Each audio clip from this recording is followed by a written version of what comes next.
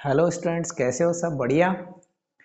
मैं धर्म सिंह मीणा आपके अपने चैनल डीएसएम क्लासेज पे आपका स्वागत करता हूं। और अपन जो है केमिकल बॉन्डिंग के बारे में पढ़ रहे थे। केमिकल बॉन्डिंग की मैं पहले भी आप लोगों को बता चुका हूं कि बहुत सारे क्वेश्चन है, लगभग 2 से 3 क्वेश्चन या 4 क्वेश्चन भी कभी कभी नीट या जेई में जो है पूछ ले जाते हैं।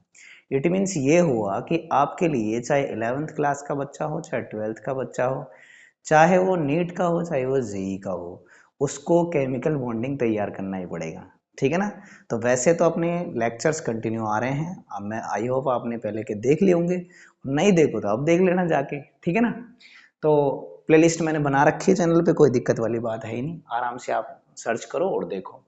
अब आज हम क्या है, एक नया कॉन्सेप्ट है Lewis dot structure. Previous lecture में मैंने इसका थोड़ा सा आपको जो है आइडिया दे दिया था कि लेविस डॉट स्ट्रक्चर जब हम बनाएंगे तो कौन जो है सेंट्रल एटम होगा, सेंट्रल एटम की क्या क्या प्रॉपर्टीज हो सकती है, लोन पेयर क्या होता है, बॉन्ड पेयर क्या होता है, कैसे अपन lone pair bond pair find out करते हैं, ये सब चीजें अपन ने पता की थी। लेकिन अब मैं आपको सिस्टमेटिकली लेविस डॉट स्ट्रक्चर्स बनाना विद रूल्स समझाऊंगा कि एक्चुअल में यदि कोई मॉलिक्यूल आपके पास में आ जाता है तो किस तरह से आप उसके लेविस डॉट स्ट्रक्चर्स बनाओगे। बहुत ही ज़्यादा इंपॉर्टेंट है, बहुत ज़्यादा काम की चीज़ है। थोड़ा ध्यान से देखिएगा, बिल्कुल नोट्स आपको प्रॉपर बनाने। चलो स्टार्ट करते हैं, अपन ज़्यादा टाइम वेस्ट करेंगे नहीं। मैं यहाँ पे लिख देता हूँ एक कंपाउंड या मॉलिक्यूल जिसके बारे में हम बात करेंगे कि हमको इसकी लेविस डॉट स्ट्रक्चर बनाने हैं।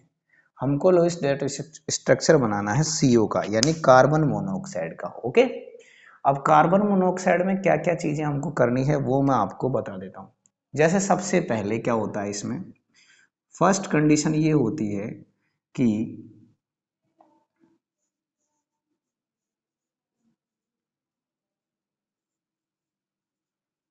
Calculation of N1।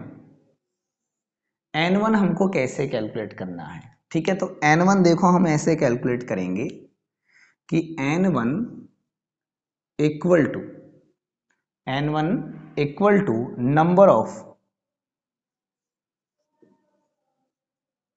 Valence electrons, valence electrons plus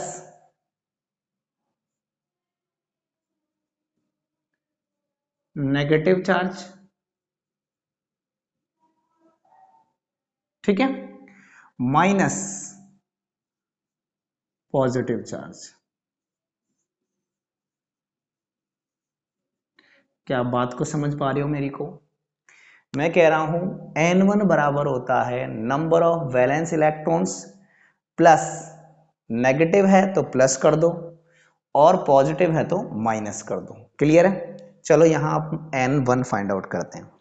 यहां पर N1 फाइंड आउट करने के लिए आपको N1 इक्वल टू क्या चाहिए, नंबर ऑफ वैलेंस इलेक्ट्रॉन।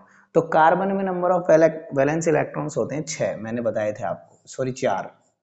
ठीक है, और ऑक्सीजन में होते हैं 6। तो N1 की टोटल वैल्यू इसके लिए आ गई 10। चार्ज इस पे कोई है नहीं तो चार्ज अपन लिखेंगे। बताओ यहां तक कोई दिक्कत? अब मैं कैलकुलेट करवा रहा हूं आपको N2। N2 कैसे कैलकुलेट करोगे? N2 कैलकुलेट करने के लिए डियर स्टूडेंट्स आप फॉर्मूला लगाओगे, number of H atoms into 2, number of hydrogen atoms into 2 plus number of other atoms into 8। क्या आपको बात समझ में आई है? N2 के लिए number of hydrogen atoms into तो 2 करेंगे और नंबर ऑफ अदर एटम्स के लिए करेंगे 8। चलो यहां फाइंड आउट करते हैं अपन N2। देखो N2 equal to number of hydrogen atoms है क्या? नहीं है, तो 0 है। तो मैं कहूंगा 0 into 2 plus number of other atoms. Other atoms कितने हैं? एक तो कार्बन है और एक ऑक्सीजन है, तो 2 है अदर एटम्स, तो 2 इंटू 8। तो वैल्यू कितनी आ गई? 16। क्या आप N2 कैलकुलेट करना सीख गए क्या? बताओ कोई दिक्कत है क्या? बिल्कुल क्लियर है बात। अब मैं कैलकुलेट करूंगा N3। N3 के लिए हम करते हैं N2 माइनस N1। डिफरेंटिंग से लिख देता हूँ, ठीक है ना, टेंशन नहीं रहेगी आपके, घबराना नहीं है, सारी चीज़ें नॉर्मल कर रहा हूँ, टेंशन बिल्कुल ही नहीं लेनी है, क्योंकि आपको तो पता ही है, मैंने बता रखा है कि केमिस्ट्री क्या है, बहुत भयंकर इजी सब्जेक्ट है, ठीक है, लग ही रहा होगा। N3 कैलकुलेट करते हैं। N3 इक्वल टू हो गया 16 माइनस 10 यानी कि 6। बताओ यहां तक कोई दिक्कत है क्या? बिल्कुल क्लियर है यहां तक। अब हम जब हमारा N3 फाइंड आउट हो गया तो अब हम काउंट करेंगे A। क्या काउंट करेंगे? A। तो A बराबर होता है N3/2। A बराबर क्या होता है? N3/2। तो चेक करते हैं। तो A बराबर हो गया N3/2। N3 कितना है? 6 है। 6/2 कितना आ गया? 3। क्या आपको कोई दिक्कत है कि इसमें? ये बताता है आपको, अब मैं यहां लिख रहा हूं, A होता है बॉन्ड पेयर। A क्या होता है? Bond pair. Number of bond pair. बताओ कोई दिक्कत? क्लियर है? अब यहां पर थोड़ी सी जगह कम है तो अपन जगह कर लेते हैं, ठीक है ना। चलो अपन यहीं पे काम बन जाएगा, अपने कोई ज्यादा जगह की अपन को जरूरत नहीं है। देख लेते हैं। देखो अब मैंने N3 फाइंड आउट कर लिया, A फाइंड आउट कर लिया, अब मेरे को फाइंड आउट करना है N4। तो स्टूडेंट्स N4 बराबर होता है N1 माइनस N3। ठीक है, तो यहां कर लेते हैं। तो N4 बराबर N1 कितना है? 10 है। N3 कितना आया? N3 आया आपका 6। तो कितना आ गया ये? 4। बताओ कोई दिक्कत? ये होता है N4 जो होता है, इससे हम क्या कैलकुलेट कर सकते हैं? Number of lone pair. कैसे करेंगे? हम करेंगे B कैलकुलेट। तो B बराबर होता है N4/2। और ये बताता है आपको, ये बताता है नंबर ऑफ लोन पेयर। ये बताएगा number of lone pair. Clear है? तो कर लेते हैं। ये हो गया हमारा B। तो B इक्वल टू 4/2 यानी कि 2। तो ये क्या आ गए? ये तो आपके बॉन्ड पेयर आ गए और ये आपके लोन पेयर आ गए। तो मैं आपको यहां बता देता हूं, ये तो A हो गया, ये तो क्या बता रहा है? Bond pair. और ये हो गया आपका B, ये क्या बताएगा आपको? Lone pair. क्या आप समझ पा रहे हो मैं जो बोल रहा हूं उसको? एक बार फिर मैं समझा रहा हूं, आप तसल्ली से समझना, फिर मैं इसकी स्ट्रक्चर बनाऊंगा, ठीक है ना। आराम से समझो। इधर देखो, इधर यहां देखो। Calculation of N1। N1 होता है नंबर ऑफ वैलेंस इलेक्ट्रॉन्स, और नेगेटिव हुआ तो प्लस कर देंगे और पॉजिटिव हुआ तो माइनस कर देंगे, ठीक है। तो N1 हमने कैलकुलेट किया। कार्बन में वैलेंस इलेक्ट्रॉन 4 होते हैं, ऑक्सीजन में वैलेंस इलेक्ट्रॉन 6 होते हैं, तो ओवरऑल वैल्यू आ गई 10, यानी N1 की वैल्यू कितनी आ गई? 10 आ गई। क्लियर है? फिर हमने बात की N2, ठीक है। N2 में क्या है? Number of H atoms into 2 plus number of other atoms into 8। तो चेक करते हैं। N2 बराबर नंबर ऑफ H एटम्स 0 है तो मैंने 2 से मल्टीप्लाई कर दिया। नंबर ऑफ अदर एटम्स, एक तो कार्बन है और एक ही एटम किसका है? ऑक्सीजन का है, तो मैंने 2 को मल्टीप्लाई कर दिया 8 से, तो क्या आ गया वैल्यू? 16। अब मेरे को कैलकुलेट करना है N3। N3 है N2 माइनस N1। तो N3 बराबर N2 कितना आया था? 16। N1 कितना है? 10। तो कितना आ गया? 6। अब N3 से मैं A कैलकुलेट कर सकता हूं, और A बताता है नंबर ऑफ बॉन्ड्स या नंबर ऑफ बॉन्ड पेयर, क्योंकि एक बॉन्ड पेयर से एक बॉन्ड बनता है, तो आप यहां बॉन्ड पेयर की जगह नंबर ऑफ बॉन्ड्स भी बोल सकते हो। तो A बराबर N/3 होता है। ये देखो, A बराबर होता है N3/2। A बराबर N3/2, ये क्या है? नंबर ऑफ बॉन्ड पेयर्स या नंबर ऑफ बॉन्ड्स भी आप बोल सकते हो। तो N3/2 हमने रखा। तो n3/2 का मतलब 6/2, n3 की वैल्यू कितनी है 6/2 3। इसका मतलब यहाँ क्या होगा कि कार्बन और ऑक्सीजन के बीच में ट्रिपल बॉन्ड होगा। कोई दिक्कत, 3 बॉन्ड होंगे यानी 3 बॉन्ड पेयर होंगे। अब हम कैलकुलेट करते हैं N4। N4 होता है N1 माइनस N3। अब N1 हमने यहाँ कैलकुलेट कर लिया, N3 यहाँ कैलकुलेट कर लिया, तो N4 आ गया 4। अब N4 से हम B कैलकुलेट कर सकते हैं, तो B बराबर होता है N4/2। क्लियर है? और B क्या है, नंबर ऑफ लोन पेयर, कि इसमें लोन पेयर कितने हैं। लोन पेयर मतलब वो पेयर इलेक्ट्रॉन्स के जो क्या करते हैं, बॉन्ड में पार्टिसिपेट नहीं करते हैं। तो B बराबर 4/2। 4 क्या है, N4, 4/2 क्या, तो 2, यानी इसमें 2 लोन पेयर है। चलो अब हम क्या करते हैं, इस स्ट्रक्चर को बना के देखते हैं, क्या ऐसी स्ट्रक्चर हमको मिलती है क्या, जिसमें बॉन्ड पेयर तो 3 हो और लोन पेयर आपके 2 हो। चलो मैं यहां बना रहा हूं, ठीक है ना, यहां बना देता हूं। आप लोग बड़े ध्यान से देखना इसको, वैसे आप अच्छे बच्चे हो, ध्यान से देखते हो, ठीक है ना।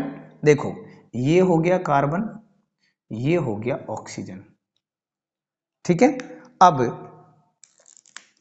देखो पहला बॉन्ड, दूसरा बॉन्ड, तीसरा बॉन्ड, 3 बॉन्ड बन गए। तो ये पहला बॉन्ड पेयर, ये दूसरा बॉन्ड पेयर और ये तीसरा बॉन्ड पेयर, ठीक है। अब ये कह रहा है 3 तो बॉन्ड पेयर हो गए अपने, लोन पेयर कितने हैं, 2 है, तो दोनों को एक एक दे दो। तो ये मैंने इसको दे दिया और एक मैंने इसको दे दिया। अच्छा अब इनका ऑक्टेट चेक करो, 2 3 4 5 6 7 8, ऑक्सीजन कंप्लीट हो गया। कार्बन का चेक करते हैं, 1 2 3 4 5 6 7 8, मतलब कि आपको ये स्ट्रक्चर मिल गई किसकी, कार्बन मोनोऑक्साइड की, और इसे हम बोलते हैं लोइस डॉट स्ट्रक्चर। क्या आपको ये अच्छे समझ में आ गई क्या, इसमें कोई दिक्कत है क्या आपको। मैं फिर यहां लिख देता हूं, ए का मतलब होता है number of lone pair, number of bond pair. A का मतलब होता है नंबर ऑफ बॉन्ड पेयर और बी का मतलब होता है नंबर ऑफ लोन पेयर। और इस फॉर्मूले से, इन सभी चीजों से हमने क्या कैलकुलेट करना सीखा है इसमें, नंबर ऑफ लोन पेयर और number of bond pair. Okay, फटाफट आप इसे लिखें, फिर मैं अगले मॉलिक्यूल में आपको ये सब चीजें करके दिखाऊंगा। जल्दी से लिखें।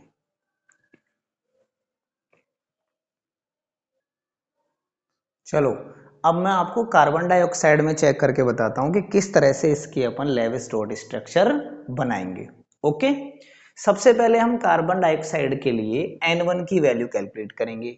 तो N1 की वैल्यू कैलकुलेट कैसे करते हैं, number of valence electron plus negative charge minus positive charge. तो number of valence electron carbon में कितने हैं, मैं यहां कर रहा हूं N1, ये अपन ने किया N1 बराबर कितना है 4 प्लस, देखो एक ऑक्सीजन में 6 है तो ऑक्सीजन अपने पास में 2 है, तो 6 इंटू 2, तो कितने हो गए, देखो 12 प्लस 4 कितने हो गए 16। कोई दिक्कत इसमें। अब मैं कैलकुलेट कर रहा हूं N2। N2 देखिए नंबर ऑफ H एटम्स नहीं है, लेकिन नंबर ऑफ अदर एटम्स कितने हैं, 3 है। देखो 2 तो ऑक्सीजन के और 1 कार्बन का, तो 3 इंटू 8, तो ये हो गया कितना 24। बताओ इसमें कोई दिक्कत, ठीक है। अब मैं कैलकुलेट कर सकता हूं N3, तो N3 के लिए आपको क्या करना पड़ेगा, N3 बराबर N2 माइनस N1, यानी कि N2 कितना है आपका 24, तो अपन क्या करेंगे 24 माइनस 16, तो कितना आ गया ये हो जाएगा 8, ठीक है। और N3 से हम क्या कैलकुलेट कर सकते हैं, N3 से हम कैलकुलेट कर सकते हैं A, और A क्या होता है नंबर ऑफ बॉन्ड पेयर्स। तो मैं A कैलकुलेट कर लेता हूं यहां, तो A बराबर होता है N3/2, तो N3 हमारा 8 है, 2 कितना आ गया 4। आगे बात समझ में? इसका मतलब हमारे बॉन्ड पेयर कितने आएंगे? 4 आएंगे। ये क्या आ गए? नंबर ऑफ बॉन्ड पेयर, मतलब कार्बन और ऑक्सीजन के बीच में कितने बॉन्ड बनेंगे? 4 बॉन्ड बनेंगे। चलो इतना तो क्लियर हो गया। अब हम N4 कैलकुलेट कर लेते हैं। तो N4 जब आप कैलकुलेट करोगे तो N4 इक्वल टू क्या करते हैं? देखो यहां N4 इक्वल टू होता है N1 माइनस N3। तो N1 माइनस N3, तो N1 कितना है? 16। अच्छा N3 कितना आया? N3 आपका आया 8, तो ये वैल्यू कितनी आ गई? 8। अच्छा अब इससे मैं क्या कैलकुलेट कर सकता हूं? इससे मैं B यानी कि नंबर ऑफ लोन पेयर, तो B के लिए N4/2, तो अपन B कैलकुलेट कर लेते हैं। तो ये B होता है N4/2, N4 हमारा 8 आया, 2 यानी कि 4। तो इसका मतलब इसमें नंबर ऑफ लॉन पेयर भी आपको पता चल गया। ठीक है, अब हम क्या करते हैं, इसकी स्ट्रक्चर बना के देखते हैं कि इसकी क्या स्ट्रक्चर बन सकती है।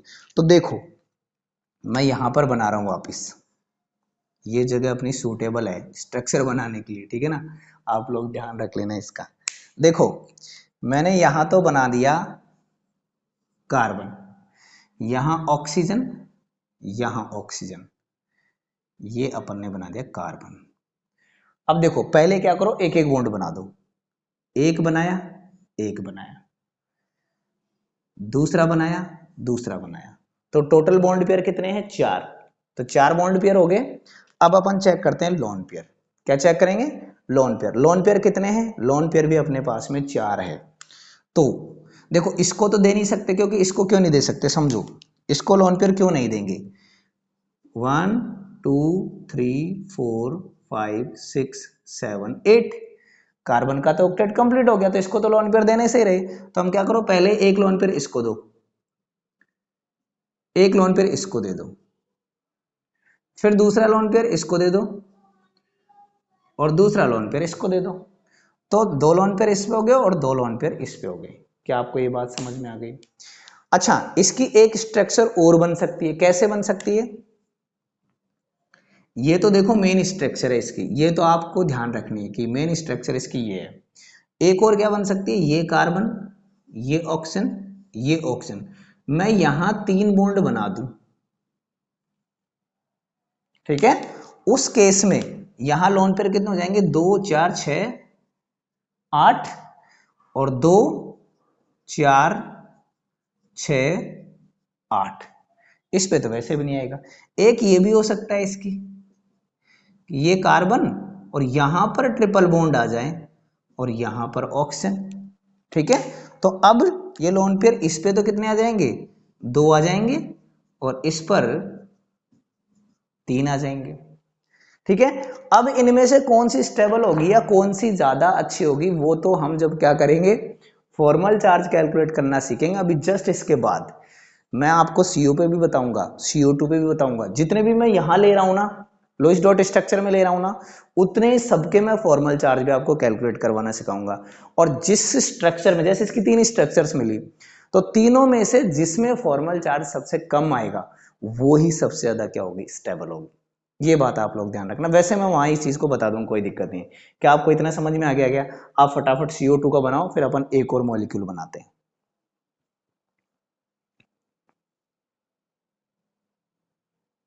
चलो अपन जो है ना, अब N3 का और चेक करते हैं कि N3 की स्ट्रक्चर जो है अपन लोइस डॉट स्ट्रक्चर कैसे बनाएंगे। अब देखो यहाँ N3 पे नेगेटिव है, तो थोड़ा सा आपको ध्यान रखना है। N1 निकालेंगे। N1 निकालने के लिए आप क्या करोगे? N1 इक्वल टू, देखो नंबर ऑफ वैलेंस इलेक्ट्रॉन, तो चलो कितने हो गए इसके? एक में कितने होते हैं नाइट्रोजन में? कितने होते हैं नाइट्रोजन में? 5 होते हैं। एक में कितने होते हैं? 5 होते हैं, ठीक है। तो 3 में हो कितने हो गए? 15 हो गए। ये तो क्लियर हो गया आपको बिल्कुल। तो 5 इंटू 3। अब देखो इस पे नेगेटिव चार्ज हो रहा है, और नेगेटिव को क्या करना है? नेगेटिव को प्लस करना है, ठीक है ना, और पॉजिटिव को माइनस करना होता है। तो मतलब हमको क्या करना पड़ेगा? यहाँ +1 और करना पड़ेगा। तो ये हो गया 15 + 1 यानी 16, मतलब आपके n1 की वैल्यू के आगे 16 आ गई। ठीक है, चलो n2 कैलकुलेट करते हैं। n2 इक्वल टू, n2 क्या है, नंबर ऑफ H एटम्स नहीं है, अदर एटम्स कितने हैं, 3 है, तो 3 × 8 यानी कि 24। क्लियर है, इसका मतलब n3 हम आराम से कैलकुलेट कर सकते हैं। तो n3 के लिए आप क्या करोगे, n3 बराबर n2 माइनस n1, और n2 कितना है 24, n1 कितना है 16, कितना आ गया 8। अब n3 आ गया तो a कैलकुलेट कर सकते हैं। तो a इक्वल टू n3/2, तो 8/2 यानी कि 4। ये क्या आ गए, ये आ गए नंबर ऑफ बॉन्ड पेयर्स, यानी 4 इसमें बॉन्ड होंगे तीनों नाइट्रोजन्स के बीच में, नंबर ऑफ बॉन्ड पेयर। इतना क्लियर हो गया क्या, चलो n4 कैलकुलेट करते हैं। n4 तो n4 इक्वल टू होता है n1 माइनस n3। n1 कितना है अपना, n1 अपना है 16, n3 कितना है, n3 है 8, मतलब ये कितना आ गया 8। अब n4 आ गया तो b भी कैलकुलेट कर सकते हैं अपन, तो अपन ने b कैलकुलेट कर लेते हैं। तो b बराबर क्या होता है n4/2, तो 8/2 यानी कि 4। इसमें भी नंबर ऑफ लोन पेयर कितने आ गए, 4 आ गए, ये आ गए नंबर ऑफ लोन पेयर। ठीक है, चलो अब अपन को बॉन्ड पेयर पता चल गए, लोन पेयर पता चल गए, स्ट्रक्चर बना लेते हैं, वही अपनी जगह फिक्स। देखो यहां मैंने एक n बनाया, यहां एक n बनाया, यहां एक n बनाया। ठीक है, एक एक बॉन्ड दे दो, पहला, दूसरा, तीसरा, चौथा, चारों बॉन्ड हो गए, कोई दिक्कत इसमें, क्लियर है। अब लोन पेयर बांट दो, ये देखो 1 2 3 4 5 6 7 8, मतलब बीच वाले नाइट्रोजन को तो कुछ नहीं मिलेगा। इसको चेक करते हैं, 1 2 3 4, नहीं आपको काउंट करने की जरूरत ही नहीं है, कितने देखो इसमें तो देना नहीं है, इन दोनों पे देने हैं। टोटल लोन पेयर कितने हैं, 4 है, तो दो दो दे दो, तो ये हो गया 1 2 1 2। तो ये इसकी स्ट्रक्चर हो गई मेन। ठीक है, इसकी दो और बन सकती है, जैसे CO2 की बनी थी, कैसे बन सकती है, एक तो ये बन सकती है, ये n और ये n। तो हम क्या करें, दो n के बीच में ट्रिपल बॉन्ड कर दें, और एक ये, तो यहां पर 2 4 6 8, और यहां पर 2 4 6 8। एक ऐसे बन सकती है कि ट्रिपल बॉन्ड इधर आ जाए, कैसे होंगे, मैं ट्रिपल बॉन्ड इधर बना देता हूं, 1 2 3, और एक बॉन्ड यहां आ गया, तो यहां पर हो जाएंगे। अब ये लोन पेयर इधर आ जाएंगे, बताओ अब इनमें कौन सी स्टेबल होगी, वैसे तो ये है, ठीक है ना, बाकी अपन फॉर्मल चार्ज कैलकुलेट करेंगे तो वहां पे अपन समझ जाएंगे, कोई बड़ी बात नहीं। मैं आपको जितनी भी ये बता रहा हूं ना लुईस डाइट स्ट्रक्चर, इनके सबके फॉर्मल चार्ज कैलकुलेट करना सिखाऊंगा, और सब में ये भी बताऊंगा कि इनमें से कौन सी मोस्ट स्टेबल है। ओके, फटाफट इसे लिखें फिर अपन आगे बढ़ेंगे।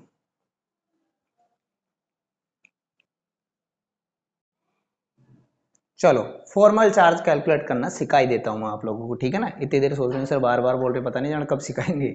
ठीक है, तो मैं बता देता हूं आपको फॉर्मल चार्ज कैसे कैलकुलेट करते हैं। तो पहले तो आपको ये पता होना चाहिए फॉर्मल चार्ज होता क्या है। तो फॉर्मल चार्ज होता है किसी भी लोइस डॉट स्ट्रक्चर में किसी पर्टिकुलर एटम पर कितना चार्ज है। ठीक है, तो मैं यहां लिख देता हूं इसको, charge on an atom in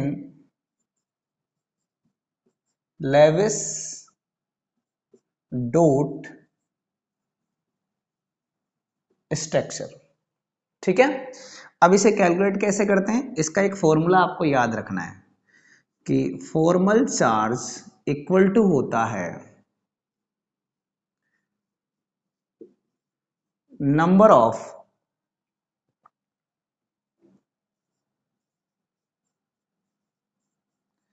valence electrons minus lone pairs electrons, और यहां पर यार ये जगह कंफर्ट है, थोड़ा नीचे लिखता हूं इसको क्योंकि उसमें मिल जाएगा ये, या फिर यहां पर एक बाउंड्री सेट कर देते हैं, ये लो, अब मिलेगा भी तो कोई दिक्कत नहीं। चलो मैं वापस लिख देता हूं, formal charge equal to number of valence electrons minus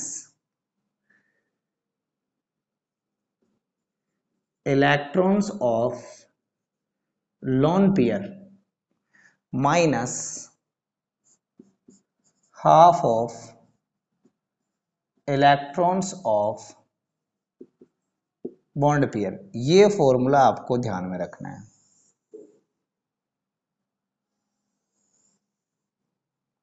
ठीक है ना, कि फॉर्मल चार्ज किसी पर्टिकुलर एटम पे कैलकुलेट करना आपको, तो उस एटम के वैलेंस शेल में कितने इलेक्ट्रॉन है, उस पर कितने लोन पेयर के इलेक्ट्रॉन्स है, माइनस हाफ ऑफ उस पर कितने बॉन्ड पेयर के इलेक्ट्रॉन्स है। क्लियर है क्या? चलो चेक करते हैं अपन। मैं सबसे पहले आपको कार्बन मोनोऑक्साइड में दिखाता हूं क्योंकि मैंने कार्बन मोनोऑक्साइड आपको सबसे पहले करवाया था अभी। तो कार्बन मोनोऑक्साइड में मैं फॉर्मल चार्ज कैलकुलेट कर रहा हूं। तो सबसे पहले मैं कहूं कि जैसे इसकी स्ट्रक्चर बना लेते हैं अपन, स्ट्रक्चर बनाई थी ना अपन ने, स्ट्रक्चर कुछ ऐसी बनाई थी इसकी कि C ट्रिपल बॉन्ड O। तो यहां पर देखो 1 2 3 4 5 6 7 8 7 8, ये इसकी स्ट्रक्चर है। तो अब मैं कहूं कि formal charge on carbon atom, carbon atom पर मेरे को फॉर्मल चार्ज कैलकुलेट करना है, तो इसके वैलेंस शेल में कितने इलेक्ट्रॉन्स है, 4 है। इसके वैलेंस शेल में इलेक्ट्रॉन कितने हैं, 4 है। अब ये कह रहा है कि लोन पेयर इलेक्ट्रॉन्स कितने हैं, तो लोन पेयर इलेक्ट्रॉन्स पे कितने हैं, 2 है, minus half of bond pair electrons, bond pair electron कितने हैं, 2 4 6, तो हाफ ऑफ 6। क्लियर है? तो यहां हो गया आपके